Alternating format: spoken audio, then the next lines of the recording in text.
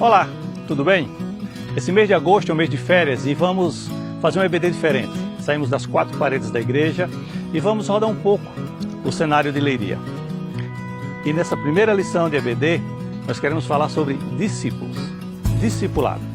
A pergunta que começamos hoje é: você é um discípulo de Jesus? É possível que você responda que sim. É possível que você responda que não. Talvez tenha dificuldades, talvez não se considere pronto, preparado para ser um discípulo de Jesus. No dia de hoje eu quero tratar com você sobre os 12 discípulos. Os discípulos que Jesus escolheu não eram perfeitos. Cada um tinha uma característica diferente. Cada um tinha uma forma de ver as coisas diferente.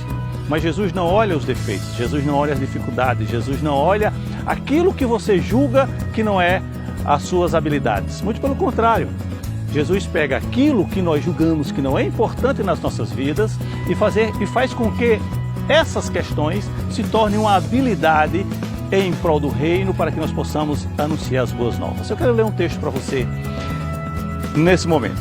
Mateus 10:40 diz assim: quem vos recebe, a mim recebe, e quem recebe a mim, recebe aquele que me enviou. Portanto, aquelas pessoas que recebem a nós, está recebendo a Jesus. E quem recebe Jesus, recebe a Deus que o enviou. Não percamos em nenhum momento a oportunidade de falar do Evangelho. Muito pelo contrário. O Evangelho tem grande...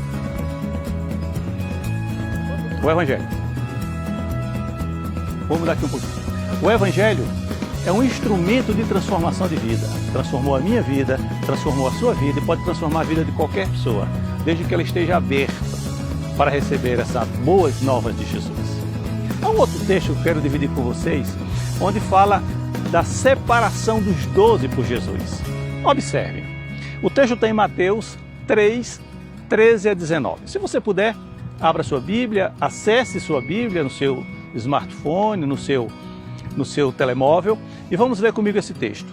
Mateus 3, 19, 13. Mateus 3, 13 a 19. Diz assim: e subiu ao monte, e chamou para si os que ele quis, e vieram a ele, e nomeou 12 para que tivessem com ele, e os mandasse a pregar, e para que tivesse o poder de curar as enfermidades, e expulsar os demônios, a Simão, a quem pôs o nome de Pedro, e a Tiago, filho de Zebedeu, e a João, irmão de Tiago, aos quais pôs o nome de Boanerges, que significa filhos do trovão, e a André, e a Filipe, e a Bartolomeu, e a Mateus, e a Tomé, e a Tiago, filho de Alfeu, e a Tadeu, e a Simão, o cananita, e a Judas Iscariotes, o que o entregou. Mas o que nos chama a atenção não é a lista dos 12 nomes. O que nos chama a atenção são as características de cada um deles. Como cada um deles se comportava na sociedade à sua época. E a gente vai observar que nenhum deles atendia aos critérios para um discípulo numa visão humana, numa visão contemporânea. Imagino eu que Jesus, nos dias de hoje, é um Jesus que pudéssemos imaginar segundo os nossos valores, pediria um currículo, ou pelo menos um histórico de cada um desses discípulos. E com certeza, absoluta certeza, nenhum desses 12 passaria nesses critérios. Observe algumas notas que eu tomei sobre cada um deles. Pedro, pescador, analfabeto, homem que não tinha absolutamente nenhum conhecimento com as letras.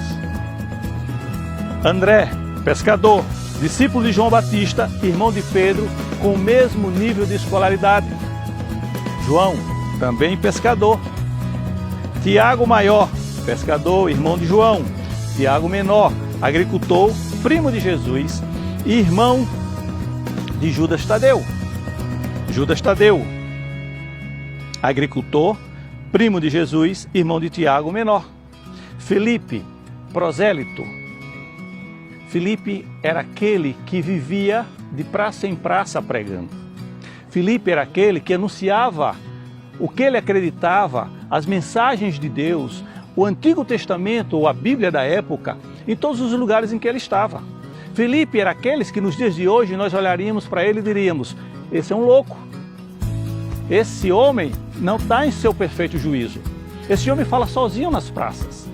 Esse era o Filipe. Hoje, um Filipe que nós possamos encontrar na rua, nós vamos chamar ele de louco. Vamos chamar Filipe de alguém fora do seu juízo. Por quê? Porque fala sozinho. No entanto, esse que nós chamaríamos de louco hoje, Jesus chama para ser seu discípulo. Bartolomeu ou Natanael era um nômade. Era um homem que não tinha lugar para ficar. Bartolomeu era alguém que vivia de cidade em cidade. Era alguém que as pessoas não levavam a sério. No entanto, fez parte do colegiado apostólico. Tomé, carpinteiro de uma família de pescadores. Mateus, ou Levi, publicano, cobrador de impostos. Homem que, na visão dos judeus da época, era um corrupto, era um político.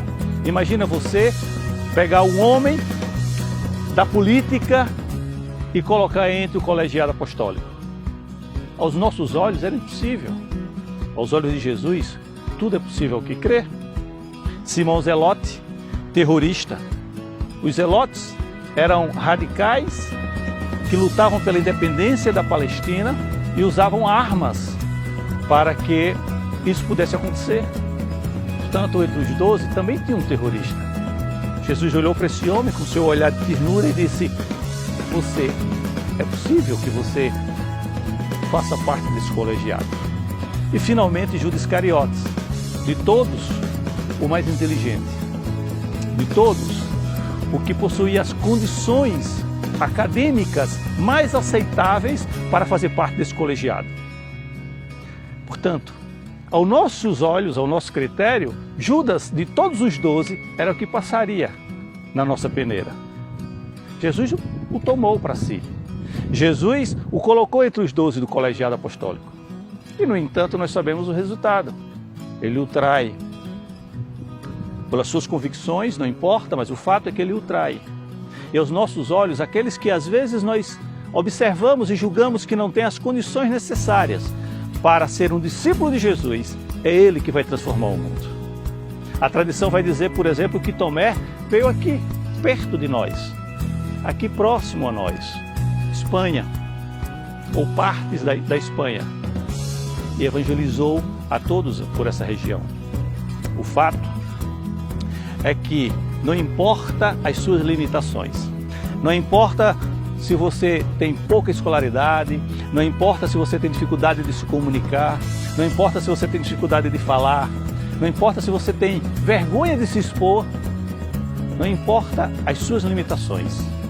Se coloque à disposição de Deus, se coloque à disposição de Jesus. E o restante é por conta dele. O Espírito Santo há de lhe preparar, o Espírito Santo há de colocar em você todas as condições para que você possa realmente ser um discípulo de Jesus. Eu espero que nesse curto espaço de tempo que passamos juntos, você possa entender que Jesus olha para nós com um olhar de que ninguém é possível nos enxergar. Enxerga em nós um potencial. Assim como ele olhou para aqueles 12 homens e desses 12 homens transformou a história da humanidade, ele pode usar você e através de você mudar a história dessa cidade, desse país, do mundo. Creia, entregue-se a Jesus, não apenas de servir na igreja, mas servir onde Ele lhe enviar. E não tenha dúvida, você pode e vai fazer a diferença. Deus te abençoe. Vamos orar? Obrigado, Pai, pela oportunidade de servir. Obrigado, Senhor, pela oportunidade de ser um discípulo Teu. Obrigado, Senhor, pela oportunidade de ser um enviado Teu. Usa-nos, Senhor, a mim e a quem nos assiste e nos ouve nesse momento, para que possamos seguir os Teus passos, ser um discípulo Teu e fazer outros discípulos. Que o Senhor te abençoe e te guarde. Que o Senhor faça resplandecer o seu rosto sobre ti e tenha misericórdia de ti. Que o Senhor sobre ti levante o seu rosto e te dê a paz. Deus te abençoe. Fica com Deus.